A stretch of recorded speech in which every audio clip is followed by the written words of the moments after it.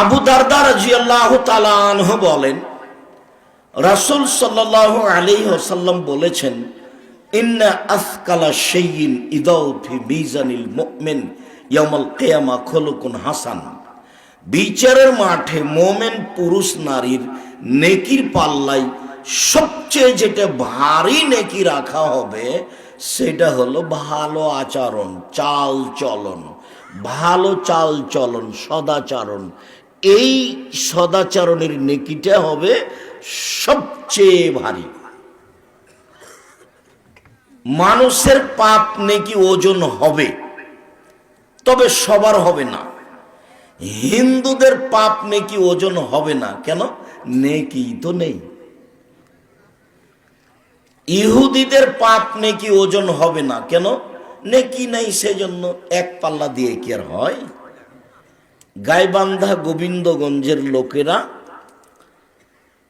কাজে যখন যায় তখন দুই পাল্লার একটা বাহু কাঁধে করে নিয়ে যায়, দুই পাল্লাতেই কিছু থাকে। ফিরে আসার সময়তে সব ধান টান তো জমিনে বপন করেছে, তো এখন একটা ছোট্ট ছেলে গেছে, তো সেই ছোট্ট ছেলেটাকে এখন বাহুকে বানে করে নিয়ে আসবে কাঁধে করে। তো কি করেছে? ছোট্ট বাচ্চাটাকে একদিকে দিয়েছে আর একদিকে মাটি চাপিয়েছে। বুঝা গেল কথা কি? তার মানে ভারসাম্য না থাকলে ওটা নিয়ে আসা যাবে না। তো এখন দাঁড়ি পাল্লা যে হবে, তো দুই দিকে জিনিস না থাকলে হবে? ইহুদিদের কোনো নেকি নেই, যার কারণে ওদের পাপ নেকি ওজন হবে না। খ্রিস্টানদের কোনো নেকি নাই, যার কারণে তাদের পাপ নেকি ওজন হবে না।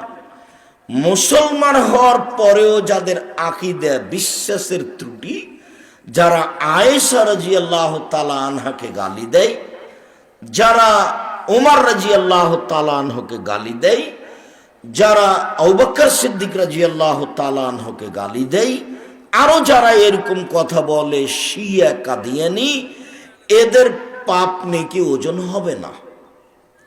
এদের ব্যাপারে আল্লাহ বলেছেন, ইউখাযু বিন নাওয়াসি ওয়াল আকদাম, ওদের মুখের সম্মুখভাগ এবং পা ধরে জাহান্নামে নিক্ষেপ করা হবে, ওদের পাপ নেকির ওজন হবে না।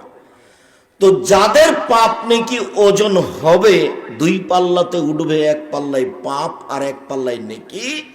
আল্লাহ তাআলা বলছেন যে ফাম্মা মান সাকুলাত মাওয়াজিনুহু ফাহুয়া ফি শাতির রাদিয়া, যার নেকির পাল্লা ভারী হবে